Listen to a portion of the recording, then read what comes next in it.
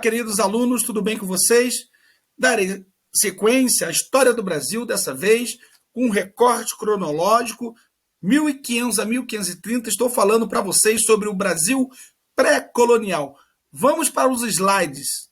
É aqui que nós nos resolvemos, não é verdade? Então, reparem aí, 1500 a 1530, duas situações nós precisamos reconhecer nesse tema. Primeira, identificar que de 1500 a 1530, Portugal não tem um projeto colonizador efetivo. Então, vai consolidando a sua conquista, não abandona, mas o Brasil fica, nessas 3 primeiras décadas, relativamente abandonado quando nós pensamos na perspectiva dos interesses mercantilistas. Tudo bem?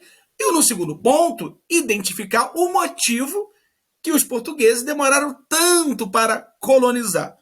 E um terceiro ponto, identificar o ciclo do pau-brasil, porque ele acontece, de que maneira, quais as principais características disso aí. Beleza pura? Então, vamos e vamos. Ok, galerinha? Então, por que Portugal demora tanto tempo? Nós devemos pensar que as grandes navegações, e eu sempre alerto isso, as grandes navegações é um valioso empreendimento comercial que vai promover a expansão marítima comercial europeia rumo para as rotas que levam às Índias, às especiarias em especial. Tem um vídeo sobre expansão marítima europeia, preste atenção nele, dá uma revisada com ele, que é muito bacana. E os portugueses que deram o pontapé inicial nas grandes navegações porque tinham a estabilidade política necessária e uma aliança entre rei e burguesia desde a Revolução de Avis, né? Onde os portugueses vão centralizar a administração em torno de Dom João. Tudo bom? E os portugueses, quando chegam aqui, não encontram comércio, não encontram algumas atividades complexas que pudessem se relacionar. O capitalismo ele é um sistema econômico que vai prever o lucro rápido. Você não vai investir dinheiro para um achismo, para uma aventura. Deixa isso para os desbravadores, deixa isso para as ações do rei. Mas aqueles burgueses financistas, banqueiros, grandes comerciantes, atacadistas, estão interessados em encher os barcos de especiarias e ganhar grana. Tudo bem? Então, olha aí o que está dizendo esse primeiro slide, que bacana. Responde o motivo, porque os portugueses demoram tanto. Olha, reparem aí, ó. O Portugal não se interessava pela total colonização do Brasil, pois aqui não preenche seus interesses mercantilistas. Os portugueses não encontram no Brasil sociedades mais complexas, o Brasil não oferece de início metais preciosos, não encontram, né? Então Portugal vai se limitar a enviar pequenas expedições exploratórias, né, para justamente reconhecer o território, perceber se existe riqueza ou não, para estar informando ao rei, né? E depois também expedições guarda-costas, até porque os portugueses encontram aqui um produto bem valioso, que é o pau-brasil, e o Brasil vai ter ações de contrabandistas, em especial os franceses, tá? É aqui que está o interesse português, tá bom?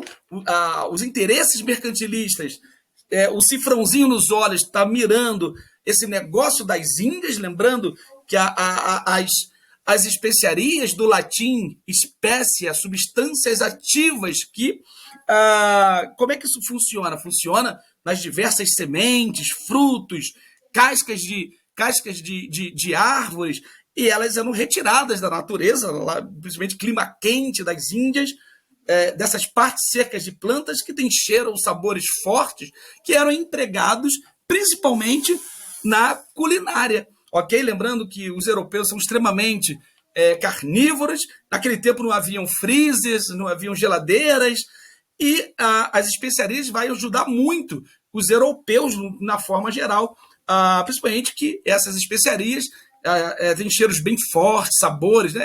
Açafrão, pimenta do reino, canela, gengibre, enfim, várias coisas. Mas as especiarias, ela não se limita apenas na questão da culinária, não, ok? As especiarias é um produto que está relacionado a outras atividades. Por exemplo, algumas sementes eu posso até pegar essas aqui, ó.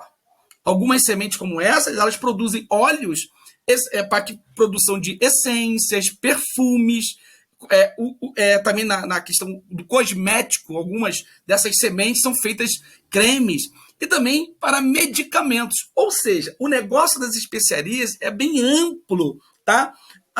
E também, lógico, tem outros produtos que vão chegando também, como seda, tecidos, tudo que é bom para ganhar dinheiro no comércio. Lembrando que nesse período o capitalismo está no seu formato comercial, ou seja, eu compro barato e revendo mais caro, e aí vou ter o meu lucro, ok? Então, os interesses mercantilistas vai meio que impedir que os portugueses já entrem de cara e coração no Brasil. Começa a colonização de fato.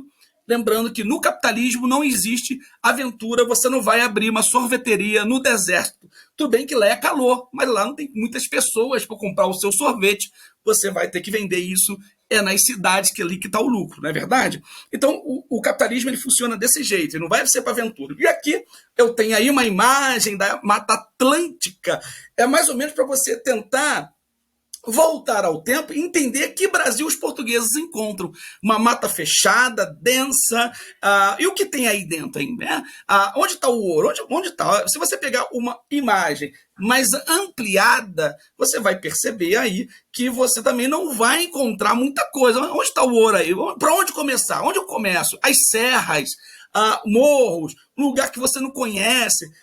É um lugar para desbravadores. Daí a importância mais tarde, principalmente dos bandeirantes, que vão desbravar tudo isso e vai encontrar um monte de riqueza no Brasil, inclusive o ouro, tá bom? E dos bandeirantes nós faremos um vídeo especialmente para vocês, ok? Tudo bem? E agora, você consegue enxergar alguma coisa aqui dentro? Vê se você consegue, tá? Isso aqui é uma imagem lá aérea, né?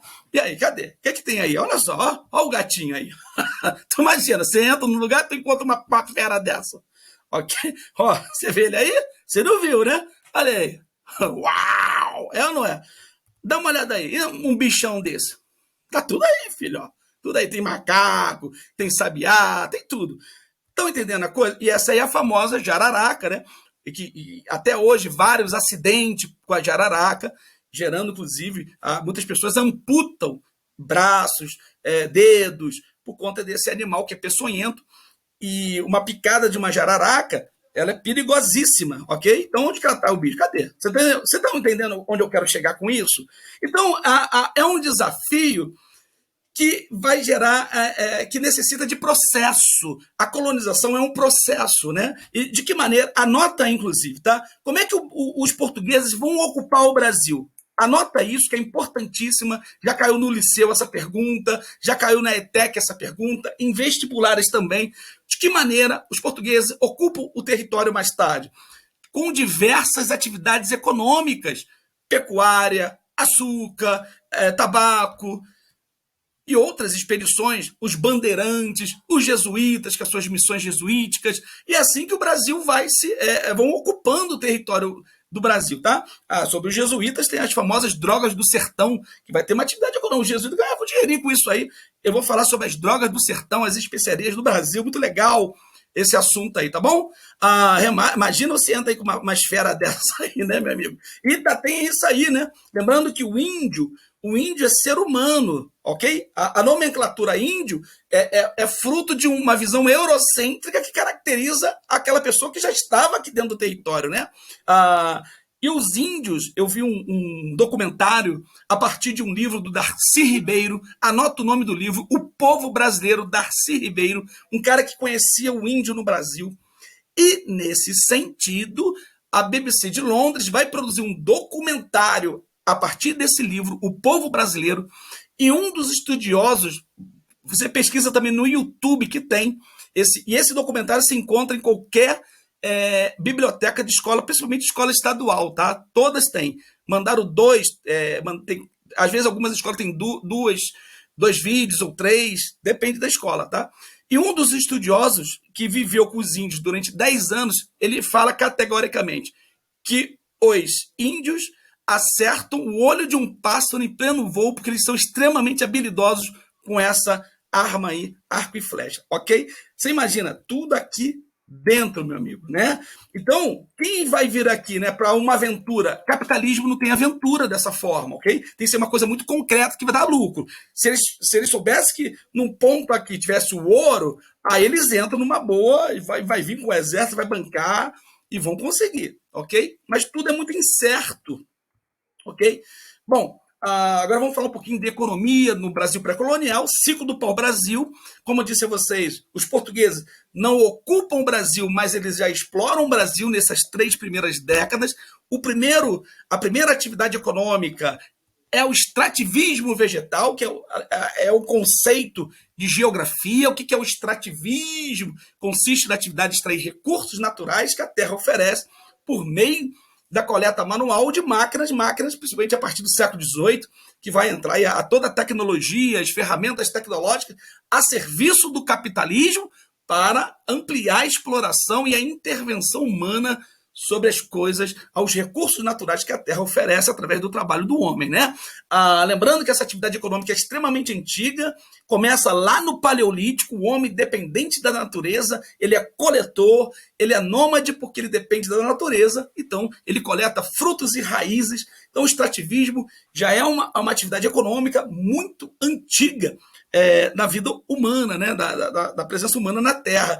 Aqui uma imagem de toras, né, provavelmente por serras elétricas, e nós podemos, inclusive, ampliar a reflexão sobre esse tipo de atividade econômica. Com o uso da tecnologia, fica muito mais agressivo, muito mais predatório, né? E cabe aí uma reflexão importantíssima. Será que isto é benéfico para o homem? Será que isso é importante? Deixo para vocês isso, ok?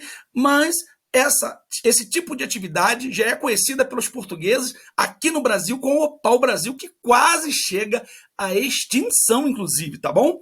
Por pouco, se não fosse a ação, as boas ações do homem, de pelo menos alguns grupos tentarem salvar o planeta, né?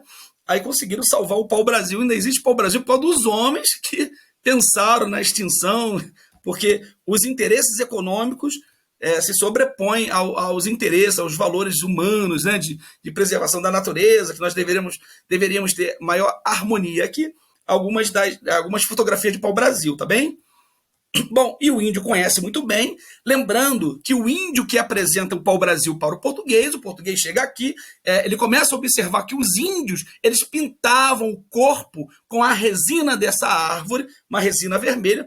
O índio não chama o pau-brasil de pau-brasil, ele chamava de birá-pitanga. E olha aí, ó, tupi-guarani, ibirá significa árvore, e pitanga, que significa o vermelho. Na época em que os colonizadores descobriram o Brasil, se referiam à árvore como Brasil, que significa brasa, que também é vermelho, né? Gradualmente ela foi sendo chamada de pau-brasil e ficou conhecida também como pau-vermelho, pau-pernambuco, arabutã, birapitã. Ou seja, existem diversas nomenclaturas e vocês tomem cuidado que às vezes nas provas eles colocam aí o pau-vermelho, o pau-pernambuco, que eu já vi várias vezes cair na prova como pau-pernambuco e o pessoal nem se ligar que é o pau-brasil. Então toma cuidado com essas estratégias de prova, tudo bem? Bom, eu sempre digo que os alunos são bombardeados de leituras e pouca experiência concreta, né? Então, eu tenho certeza que muitos alunos que estão assistindo esse vídeo nunca viram essa resina, né? Pelo menos uma fotografia, mas já leu que o pau-brasil serve para o tingimento, que a madeira era valiosa porque servia para construir barcos, móveis, e os portugueses ganharam dinheiro com a tintura, né, que se oferece.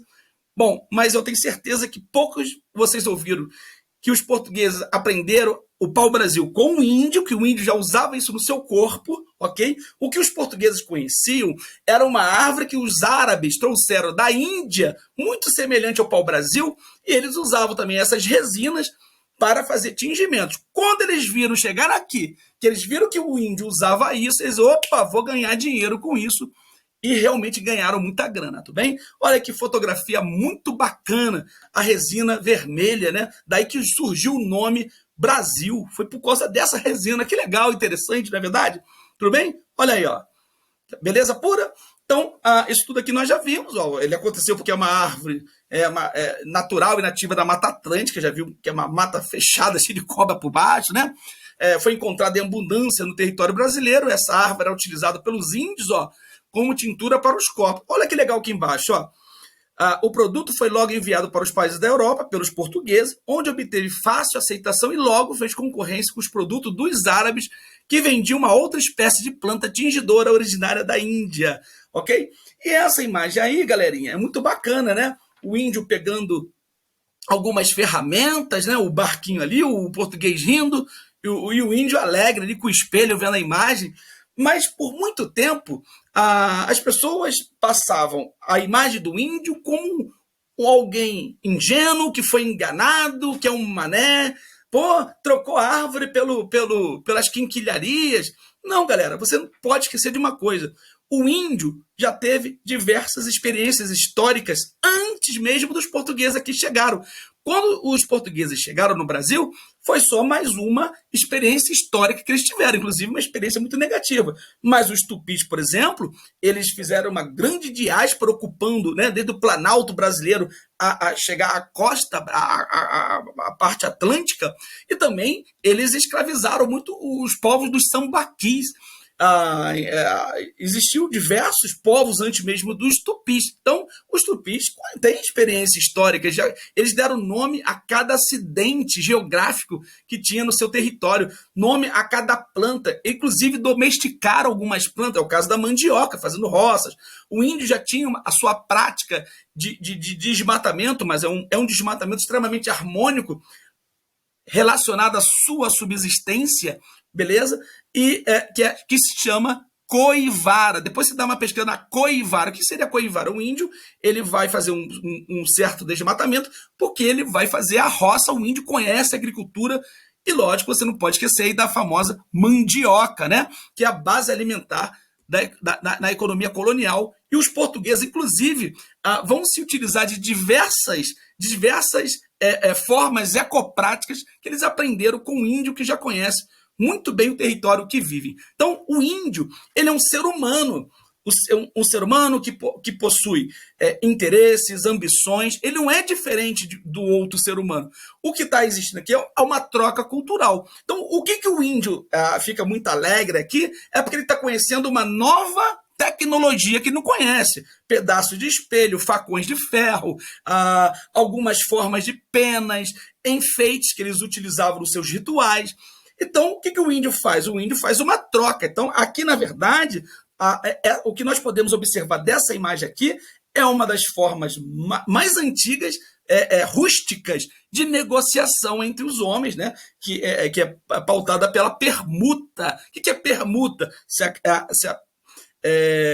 acostume com esse tipo de nomes, permuta, troca, ok? Então, nós vemos aqui uma forma de negociação rústica e primitiva do homem, que sempre existiu. O que seria isso aí, né? É a troca de mercadoria ou serviços sem o uso da moeda. Anotou isso? Então, o que é o escambo? É uma troca de mercadoria ou serviços sem o uso de moeda. E aí o índio ganhava facas, espelhos, tintas, enfeites, né? Eles usavam isso por rituais deles, tecidos também. E o índio, ele gosta disso, lembrando, ele pega um facão, por exemplo, aquilo está facilitando a vida dele. O índio está na floresta, o índio precisa cortar as coisas, o índio faz guerra também. Você imagina, vou pegar aquele cara que tá. Agora eu pego aqueles grupos que vêm aqui me incomodar o tempo todo, na hora de abater um animal, ele está com uma ferramenta de ferro que eles desconhecem. Então, o índio não é trouxa, não é bobo, não é João Bobo. O índio, ele é um ser humano portador de interesses, ambições, e quando eles encontram com os portugueses, eles se interessaram por essas bugigangas, quinquilharias, e fazem o serviço que os portugueses querem. Eu quero para o Brasil, eu quero ter o machado, então vamos embora, estamos juntos e misturados, meu amigo, né? Depois que o índio percebeu que os portugueses estavam de maldade para tomar tudo que é deles, aí começou a guerra entre eles, tá bom? Então, o escambo é a troca de mercadoria sem que haja uso de dinheiro, mas eu gosto também de usar também a palavra serviços. Eu te presto um serviço e o índio desconhece a moeda. Anota aí também, lembrando que você tem um encontro aí, o português, ele tem a mentalidade capitalista. Esse é o formato econômico dele. O formato econômico do índio é o que nós chamamos de economia de subsistência. Eu produzo o que é necessário para mim e para o coletivo, por isso, o uso da terra é uso coletivo. O índio ele não usa o saber para dominar o outro. O índio não tem chefe, o índio vai rir da tua cara se você falar de chefe, né? O índio, ele usa o conhecimento, onde todos teriam o mesmo conhecimento, para conviver entre eles. O índio quase não briga entre eles, vivem rindo o tempo todo, brincam o tempo todo, e trabalham para o coletivo, e, anota aí, eles não possuem a noção de propriedade privada que o português já está atribuído dentro da sua visão de mundo. Tudo bem? Não esqueça disso, tá? A economia de subsistência indígena, produzir o que é necessário, a troca, a produção é coletiva, a terra é coletiva. Já o português, economia capitalista, orientada pelo mercantilismo, vai ter uma relação predatória sobre os recursos naturais, vão tirar, não se importa com fauna e flora, e também uma economia orientada pelo capitalismo, tá bom? Do lucro, enfim, dois mundos super diferentes, tá bem? E aí, uma cena do índio, o que ele faz? Eles cortam, né, as árvores, eles transportam até os barcos em troca das quinquilharias que eu falei para vocês. A bugiganga também, pode parecer a palavra quinquilharia, ou bugiganga que eu falei para vocês, tá bom? Que era de uso tecnológico para o índio. O índio, olha só como é que facilita, ele já está aqui com o machado na mão, né? E isso facilita muito a vida do índio, principalmente quando ele vai fazer a coivara dele, tudo bem? Dois nominhos aparecem aí, o estanco e o escambo. Eu quero agora que vocês prestem atenção nisso, tá? O escambo eu expliquei para vocês, não vão confundir. Estanco é autorização do rei, não é qualquer pessoa que pode chegar aqui e cortar o pau-brasil. Lembrando que quando Pedro Álvares Cabral chegou ao Brasil, ele tomou posse em nome do rei. Então, esse território pertence à coroa portuguesa e é ela que vai fazer a jurisdição, ou seja, ela que vai criar as regras que todo mundo vai ter que seguir para explorar economicamente, para vir morar aqui, para qualquer tipo de situação que você precise nas terras da coroa portuguesa. Portanto, você não pode esquecer aí que já está existindo o pensamento mercantilista, e uma das características, o que é o mercantilismo? Né? É um conjunto de práticas econômicas do século XV até o século XVIII que orientava o capitalismo na época, balança comercial favorável, metalismo, monopólio, controle. Agora, como é que funciona esse controle? Aí que entra o estanco. Por exemplo, o rei português só vai permitir as pessoas virem aqui autorizadas por ele.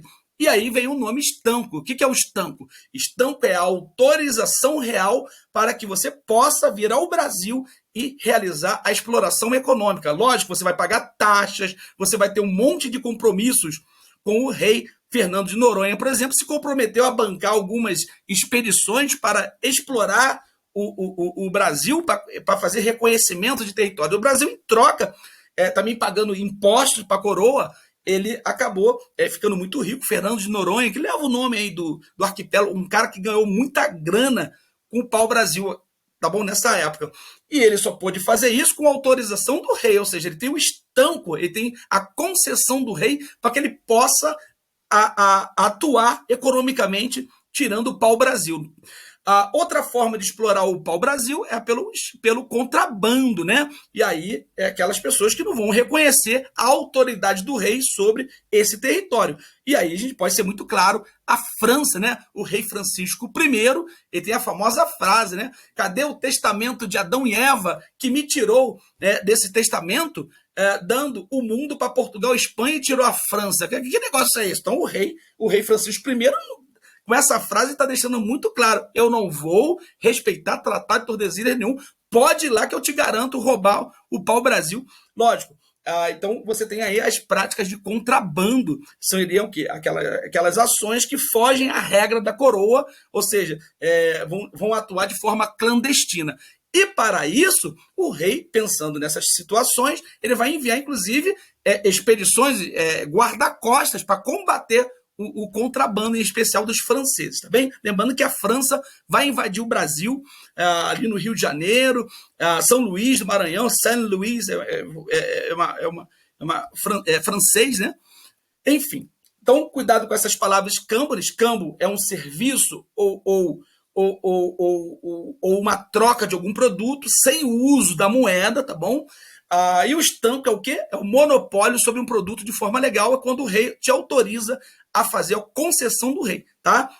Existe diferença. O que é escambo e o que é o estanco. Estanco, concessão real, é a autorização do rei para que você possa ter alguma atividade aqui no território. E o escambo é uma relação de trabalho onde o pagamento dos serviços é feito pela troca de mercadoria, lembra?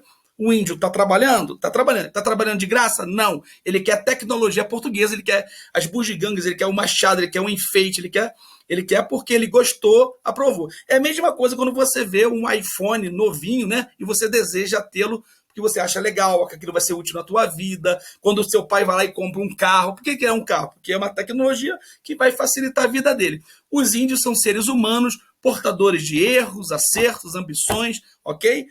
Também escravizavam outras pessoas, praticavam lá o canibalismo cultural deles, não é verdade? A antropofagia, tinham guerras constantes entre eles. Os incas exploravam as pessoas, a famosa mita. Então, são seres humanos que eu te falei, tá bem? Só ter oportunidade para fazer besteira. E a gente encerra o assunto com as expedições exploratórias, né, que os portugueses não ocupam, mas enviam as expedições exploratórias, e vai deixar aqui um monte de degradado, que as pessoas que são opositoras em Portugal, marginais, tudo que não presta vem para cá nessas expedições também, tá bom? Destaques aí a Gaspar de Lemos, Gonçalo Coelho, eu falo isso na primeira aula sobre o Brasil, e as expedições de guarda costeiras que tem um sentido mais policial, né? Expulsar os saqueadores, aquelas pessoas que não querem respeitar as regras do rei de Portugal, tá bom? Tinham também como objetivo procurar metais preciosos, principalmente o ouro, e aí o Cristóvão Jacques se destacando, tá bom? Galerinha, eu espero que vocês tenham gostado da aula e já vou soltar o vídeo sobre economia açucareira.